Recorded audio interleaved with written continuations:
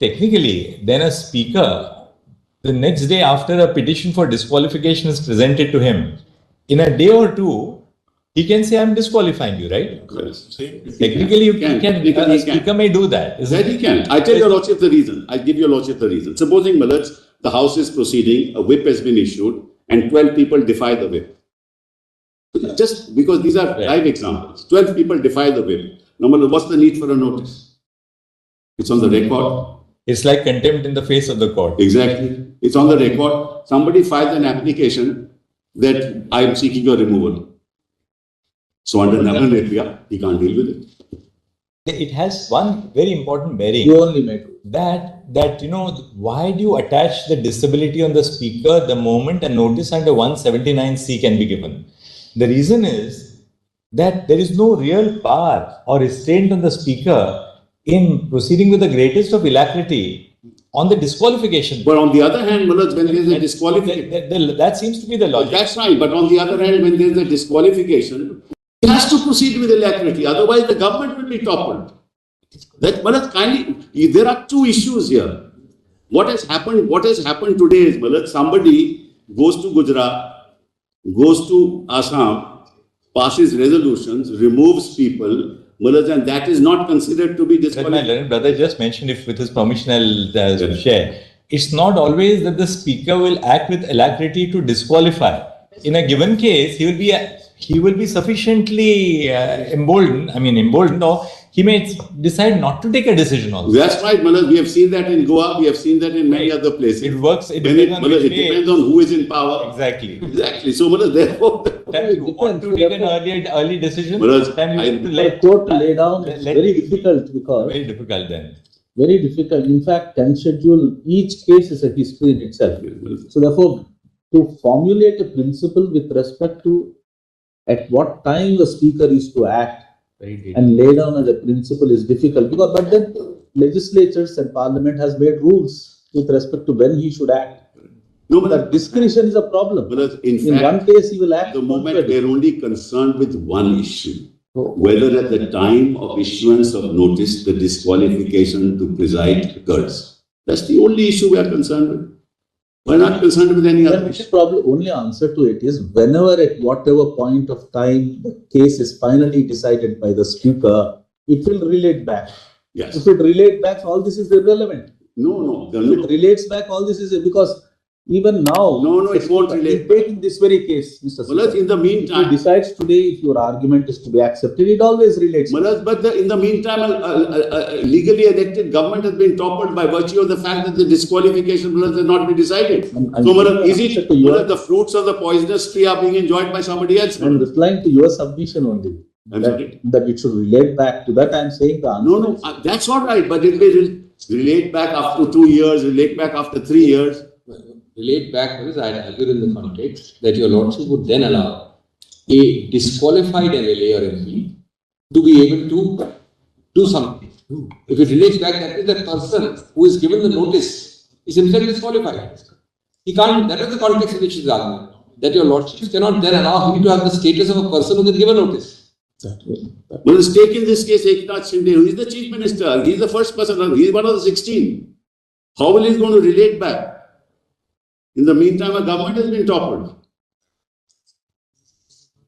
So, these are very vexed questions that your Lordships will have to look at Raman Bebia and see how to answer. Mr. Sibal, there is another aspect also of Nabam which has been worrying us. We've been in discussion, which is that ultimately in any constitutional adjudication, Nabam lays down a principle. Now, we have seen how vexed it can be, in the sense that, it really depends on the emerging political situation from case to case, stage to state.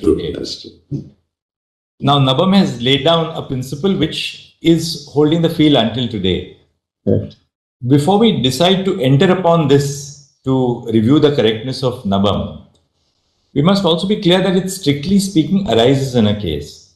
Now, one thing which you have to really perhaps assist us on is this. Nabam, the correctness of Nabam would arise if the speaker stood injuncted either by the High Court or by this court from exercising his powers under the 10th schedule, the speaker was injuncted from exercising his powers under the 10th schedule until the vote for his removal was taken up. Right. Or he himself says that, look, in view of Nabam, I'm not going to exercise my jurisdiction. Right. Then somebody else may say that, well, you have to exercise our jurisdiction. Now, in our case, what happens is that when the speaker perhaps in that sense created a problem for himself, maybe out of the political exigency. We're not at all saying that in a pejorative sense. That's real politics. The speaker himself gave only 2 days notice. 25th, he said, I'm going to give you time until the 27th. Our court, in the light of that, said that time to furnish your reply is extended until the 12th of July. In the interim, Your Lordship may not have looked at that phrase. Yeah, in the interim. In the interim, now, it is extended. A trust vote takes place. Yes. The then government decides not to face the assembly, it resigns. Right. Therefore, what impact the vote or non-vote of these people who were sought to be disqualified by the speaker would have was never tested on the floor of the House. No, it on the 4th it was tested. The resignation. The 4th it was tested. No. Yes. On the resignation of the Chief Minister obviated a reference, obviated the floor test. No, therefore, it happened. It happened on the 4th. On the 30th itself. For Shinde it happened, the same thing. No, but on the 30th, what happens is this. On the 30th, when the floor test is to take place, the government resigns on the 29th. Right. The moment, of course, they got to know that the floor test is going to be held and there is no stay by the Supreme Court. Now, as a result of that, what happens is that the consequence of the vote, which would otherwise have been cast by a person who was sought to be disqualified on the overall voting pattern, never emerges before the assembly. So, in which case does the correctness of Nabam Rebia fall for consideration? Yes, Manoj, I will demonstrate that immediately. And should we go into the validity of Nabam Rebia merely because obviously very interesting constitutional issues arise? Because when we decide a constitutional issue in the absence of a factual background, that the court is trenching upon something without full facts.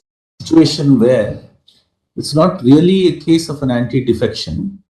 It's a case where there is perhaps a realignment, even a starker case than this, where there is actually realignment is going on. And the Chief Minister is in an awful minority. Then, knowing the writing on the wall, the Speaker would want to declare all the others who are on the other side as violative of he can't unless there is a petition before him.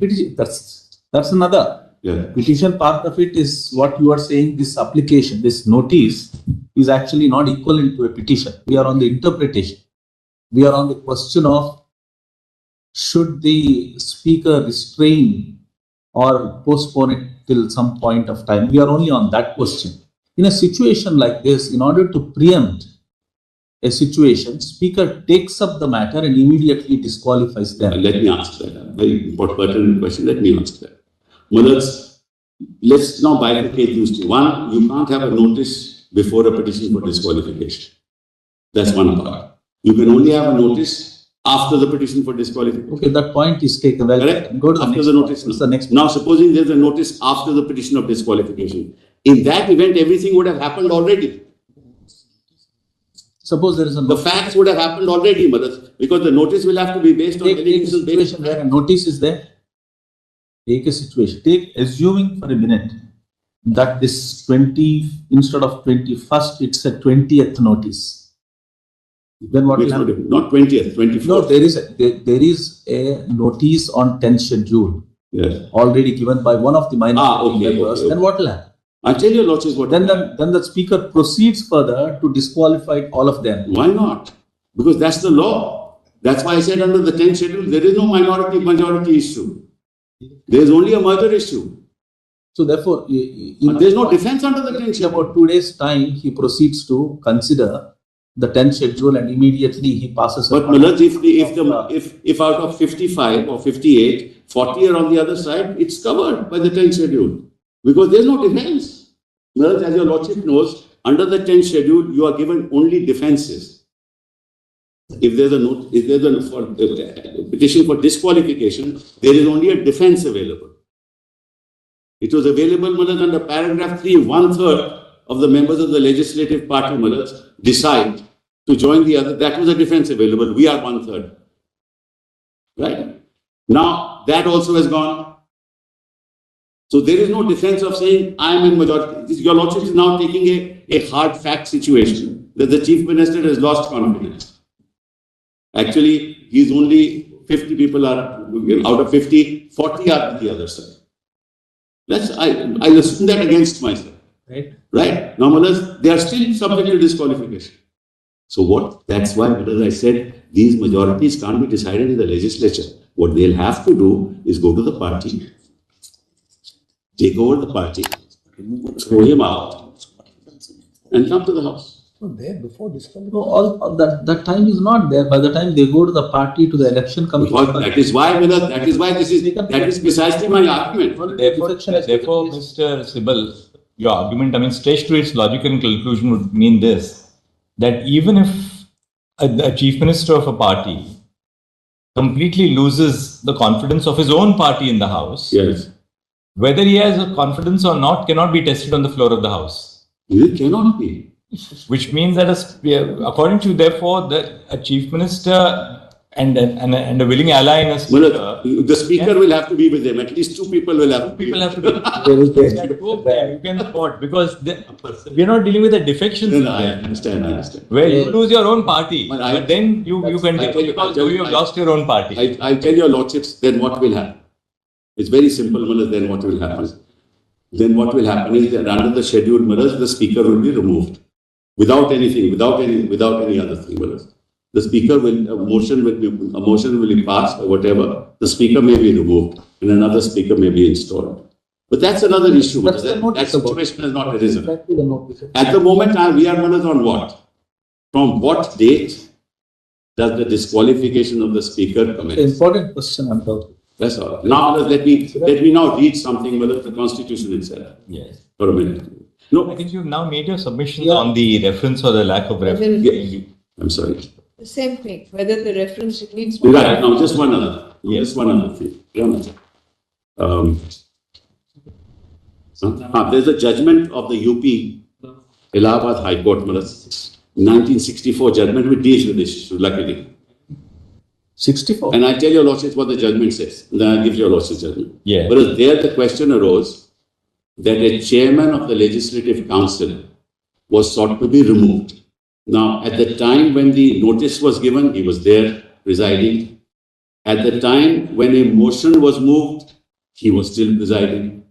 At the time when the leave was sought to be granted, he was presiding. A writ petition was filed that you could not have presided at the time when leave was granted to move the motion. Right? Leave was refused. So, the question then arose and the court said, look, under the Constitution and the rules of the Assembly, he is not required to vacate his chair when leave is sought. Because the resolution only comes up for consideration when a particular day is fixed for its consideration.